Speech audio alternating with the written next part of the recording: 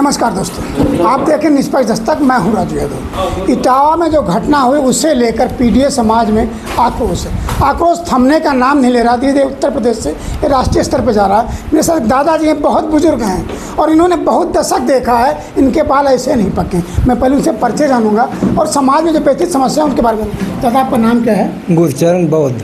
गुरचरण बौद्ध जी, आपने मतलब बौद्ध रूप ना लिया क्या? हाँ, बैकवर्ड है, कुर्मी है। कुर्मी हैं। और आपने हिंदू धर्म छोड़ दिया क्या? हाँ, हिंदू धर्म।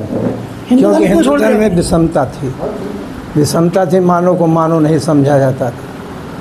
विषम है कि नहीं विषमता। और बाबा साहब के विचारों से यदि हम जुड़े हुए हैं तो बाबा साहब ने कहा था कि मैं हिंदू धर्म में पैदा हुआ, ये मेरे बस की बात नहीं है, लेकिन हिंदू धर्म में रह करके मरेंगे नहीं, ये मेरे बस की बात है।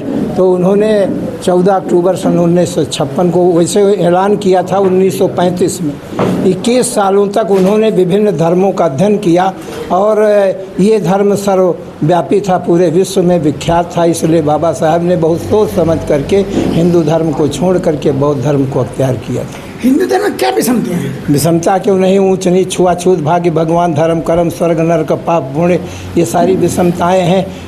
ये सीढ़ी नुमा समाज है। 6743 में बांट दिया गया। जब हमको कहीं किसी मंदिर के लिए लड़ना होता है तो हम हिंदू हो जाते हैं, लेकिन हक देना होता है तो no vacancy for you, get out, हमको वहाँ से अलग कर दिया जाता। बड़े बड़े जो हमारे देश के बड़े बड़े राजनीतिज्ञ थे उनको भी मंदिर में प्रवेश नहीं है। 2 घटनाएं यहाँ पर हुई।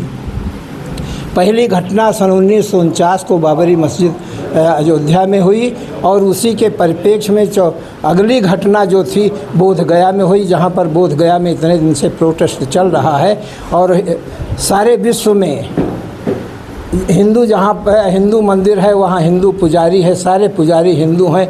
ईसाई धर्म के मानने वालों में सारे पुजारी ईसाई हैं और मुस्लिम धर्म के मक्का में सारे पुजारी उसके जो वो हैं व्यवस्थापक वो उसी धर्म से है। लेकिन ये हमारा सौतेला व्यवहार बोध गया में क्यों है? जब हमारा है पूरे विश्व में वो वर्ल्ड हेरिटेज घोषित किया गया है कि ये वर्ल्ड हेरिटेज है और पूरे विश्व में हमारे देश का प्रधानमंत्री, बड़े बड़े लोग जाते हैं विदेशों में, कहते हैं कि हम उस हिंदुस्तान की सरजमी से आए जहाँ बुद्ध पैदा होते हैं, लेकिन यहाँ बुद्ध के खिलाफ युद्ध छेड़े हुए हैं। इसलिए हमने दुखी हो करके बुद्ध का रास्ता पकड़ा, क्योंकि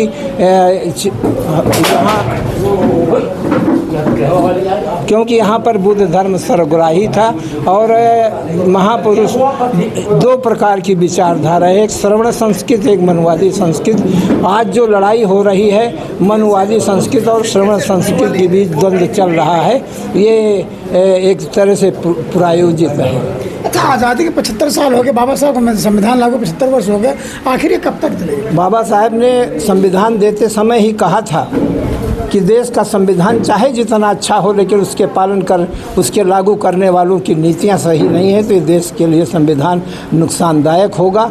और बाबा साहब ने कहा था देश का संविधान कितना भी खराब हो लेकिन लागू करने वालों की नीतियां सही होगी तो संविधान लागू होगा। संविधान पे हमला हो रहा है।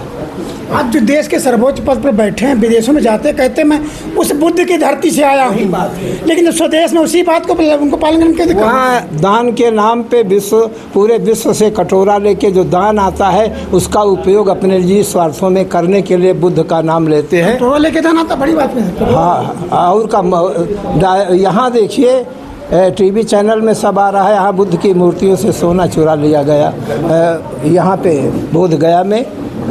और अभी सारे जो अशोक के का बनवाया हुआ ये जो वो बुद्ध विहार है, स्तंभ अशोक का बनवाया हुआ है। अशोक ने 84,000 स्तूप बनाए थे और सारे स्तूपों को इन्होंने तहस नहस करके उसका रूप बदल करके मनुवादी व्यवस्था के उस व्यवस्था में लगा दिया गया है। तो समाज की समानता कैसे आ सकती है? समाज की समानता जब हम एक तरह से बुद्ध के सिद्धांतों पर चलेंगे, सभ्य सत्ता सुखी हो, सभ्य हो तो खेमनो, सभ्य भद्राण पसंद माँ कंचित दुख मा गया। जब हम बुद्ध के सिद्धांतों पर चलेंगे तभी समानता अपने आप आज जातिवाद खत्म हो जाएगा। आज जातिवाद में देखिए बाबा साहब को पूरा विश्व पूज रहा है, लेकिन ग्वालियर में बाबा साहब की मूर्ति लगाने में मनुवादियों के लिए परेशानी है।